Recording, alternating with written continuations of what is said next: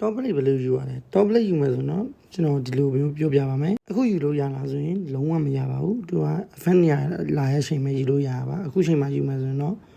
ကိုထိုင်ပြီးတော့ကျွန်တော်လိုမျိုးဘူးမတိပါမတိနဲ့ရှောက်နေနေဖို့ပဲရှိမှာပါဘာမှလည်းရမှာမဟုတ်ပါဘူးဒီနေ့ event ကကျွန်တော်လည်းမသိလိုက်တော့ကျွန်တော်လည်း top plate ကိုမယူလိုက်ရပါဘူးဘာလို့လဲဆိုတော့ event က test event အနေနဲ့လာဆိုတော့ဒီဟောက်ကမယူလိုက်ရဘူးပေါ့အဲဆိုကျွန်တော်လိုချင်တာကိုမယူလိုက်ရဘူးအဲကျွန်တော်ကိုယ့်ကိုယ်တော့မှစိတ်တွေတိုးနေဘာလို့ငါမဝင်လိုက်တာလဲဆိုပြီးတော့ယူမယ်ဆိုနောက်တစ်ခေါက်ကျရင်ဒီလိုမျိုး event လာမှာပါအချိန်လာရဲ့အချိန်ကျကျွန်တော်ပြောပြပါမယ်အကုန်လုံးကျွန်တော် Telegram channel မှာတင်ပေးထားမှာအဲဆိုတော့လာရဲ့အချိန်ကျရင်လူတွေကသိအောင်လို့လုပ်ပေးထားမှာပဲအခုတော့ sorry ပါပဲဘရိုတို့ကြီးကျွန်တော်လည်း uni ကအခုဘယ်လိုမှကြည့်လို့မရသေးဘူးဆိုတော့မပြောပါဘူးဒါနဲ့